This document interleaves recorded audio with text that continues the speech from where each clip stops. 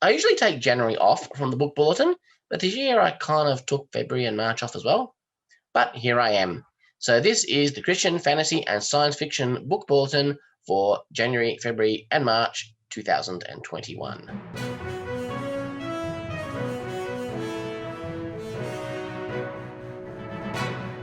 So as you can imagine, we've got a bunch of books that have been released in the science fiction and fantasy genres created by Christians. So let's check them out. Starting off with Enclave Publishing, we've got Operation Grendel, which is a military science fiction story. It's the war story he's dreamed of, but the battle may cost him his mind. Military journalist Raymond Dahl thinks he's finally getting the story of a lifetime. Secret peace talks on a remote tropical moon are about to surrender 5 colonized worlds and 600 million civilians to a ruthless enemy.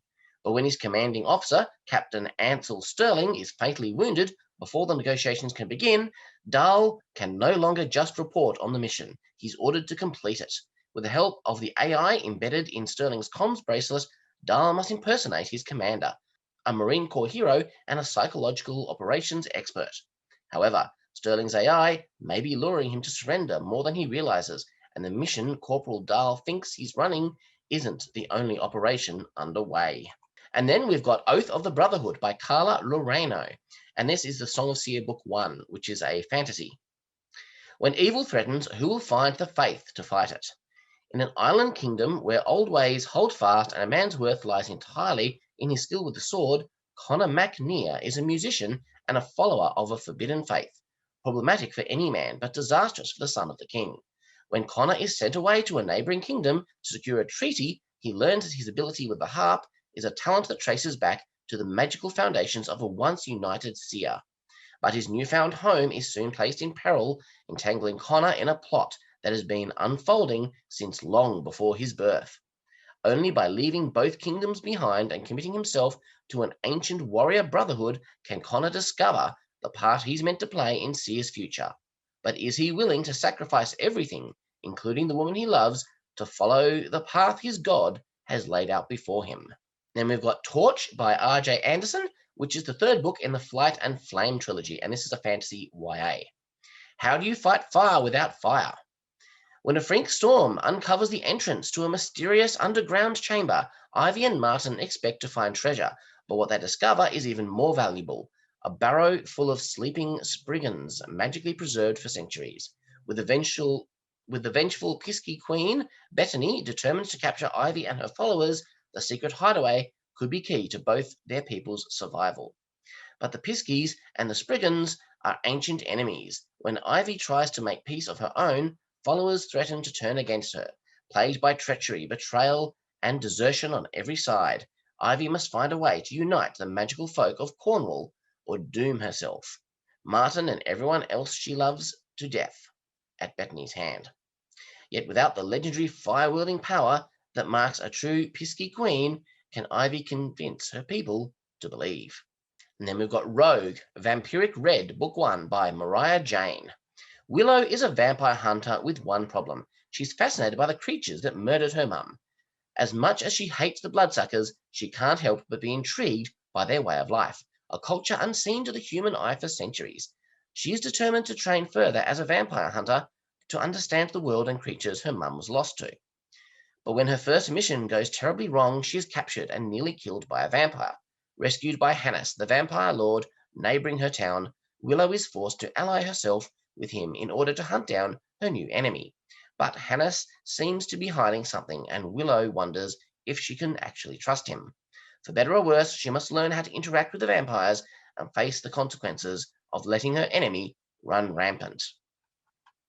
The Sword in His Hands, The Dark Interior Duology, Book 1 by J.J. Fisher. Once is an opportunity, 2 is a threat, 3 is an invasion. For hundreds of years, strange things have been washing up on the shores of Da Santeria. But when a young foreign woman named Elle is found unconscious on the beach amidst the burning wreckage of a strange metal craft, the villagers of Odessa are immediately suspicious.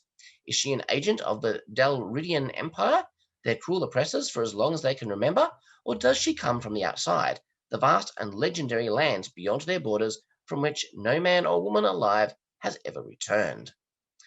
Torsten Eiseler, a talented young swordsman, has spent the last 9 years of his life wrongfully imprisoned by his uncle, the Emperor's ruler. Betrayed and deceived at every turn, Torsten has survived by keeping a firm grip on his sword and by staying well away from anything to do with the outside. But when his young sister is murdered, Torsten finds himself irrevocably drawn to El, despite her outsider heritage, and he begins to question everything he has been told about her world. Intrigued by the existence, that was my Facebook, not yours, by the way. Intrigued by the existence of a powerful and dangerously advanced world within his reach, the Empire's ruler, Jurian Arminius, launches a hunt for El and the two outsiders that arrived with her, the ones who could help him win his war against Torsten, and the rebellion that threatens to topple his empire. This one's actually been out for a while, but the author reached out to me, and there's another book in this series in the works. So this is The Rise of the Archer by Thomas Rowe. The dreams of a maiden tall and fair, the rise of an archer beyond compare. When former soldier turned eye doctor Gerentine calls out to the heavens, lamenting about his uncertain future, he is completely unprepared for the answer. Things begin to change when Garen purchases a strange camera at a flea market that records both light and shadows.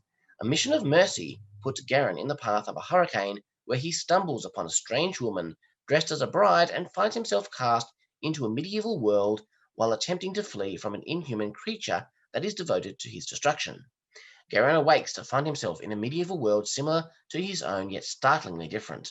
In this world, he finds himself caught in the path of the mad, desperate axe commander Vix, haunted by a beautiful silver-eyed maiden that he met in his dreams and compelled to aid the suffering people of Wheatvale by a mysterious messenger that appeared to him in both worlds. Kiva Woodwright is a vision to be sure. The carpenter's daughter is a tall, winsome in both face and figure, and able to captivate many with her silver eyes. The fair maiden thought that her life was over when she was taken prisoner by the Savant and purchased by Vix, the cruel king of the Savant. The silver eyes that drew so many to Kiva carry with them a weakness that she must keep secret if she hopes to survive in the royal court, in which she is supposed to act as a decoration.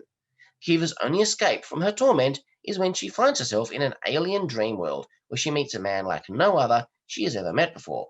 However, the line between fantasy and reality begins to blur when she begins to hear word of a mysterious archer that has sent the Savant King on edge. And then we've got The Weeping Knight by Laura Hildebrand. Sir Edric de Pleur is the bravest, noblest, kindest knight in the world, according to his 12-year-old squire, Taliesin. His view of himself is far different. After an unnerving encounter with God's holiness, Sir Edric knows the true darkness in his heart, that he cannot defeat it. When Taliesin is kidnapped by a sinister knight, Edric must fight to win him back. Wounded and weaponless, his quest is doomed to fail, but a slender chance presents itself, a mystic sword carried by a strange friar. This is no ordinary blade, only the pure may wield it. So as Edric struggles through dangerous forests, and his every attempt to gain righteousness fails, he begins to understand that saving Taliesin is impossible if he cannot save himself. Quitting the Hero Biz, Neighborly Ohio, Book 6, by Michelle L. Levine. Jane is the ghost, semi-pseudo-superhero. The residents of her town have grown lazy, expecting her to fix all their problems. Fed up, she's ready to quit. But what should she do now? Brimstone 1 by Jason William Karpf. The first Christian rocket intercepts a UFO responding to a billionaire family's Bible broadcasts. A Castle Sealed by Sharon Rose. This is a prequel novella to The Castle in the Wild. A mysterious castle, fearsome beasts, odd secrets. What more could a restless adventurer want? To Slay a Curse by Ray Graham. A parasitic monster, a timid young woman, a deadly inner world. Happy release day to Ray Graham. The Firebrand Chronicles, the complete series by J.M. Hackman. Bond with the Griffin, harness firepower ability, survive the astral event, Starfall. Battle a power-hungry tyrant. She'll do it all if she doesn't burn out first. Hamelin Stoop, The Ring of Truth by Robert B. Sloan. An orphan boy of great strength, a girl who dreams of another world. Danger and truth beckon them to a portal between two realms. Night of the Living Proof, Neighborly Ohio, Book 5 by Michelle L. Levine. Neighbourly moves from Christmas to New Year's Eve. Something or someone is tampering with the magical defences of the town. Things and people disappear and reappear with no explanation, and gaps in memories and time. An age-old nemesis is gathering its strength for another attempt to shatter the door that Divine's Emporium holds shut. Instead of trying to cancel the community New Year's Eve party, the Guardians prepare for a showdown and brace themselves to do what they have always done: defend the people of Neighbourly from the outside world, and defend the outside world from the magic and wonder and general weirdness that is Neighbourly. The Rivers Lead Home and Other Stories by Emily Hayes. You see, Mackie, that's the thing about the rivers. They're like bloodlines in your hands. If you lose your way, follow the river downstream and you'll always find your way back. Fear No Evil by Alan Brocken. I believe this is the third in his series, I think. This is a middle grade. Lost and alone in a valley of darkness, Lauren, Aidan, and Ethan must call upon their faith to stand against the Dark One's forces and prove they will fear no evil. Vigilantes Light by Jake Tyson.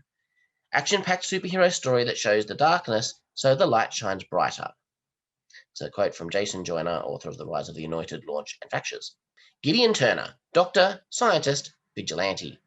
After being captured in Venezuela by guerrillas and used as a genetic engineering experiment, Gideon finds himself with strange super abilities.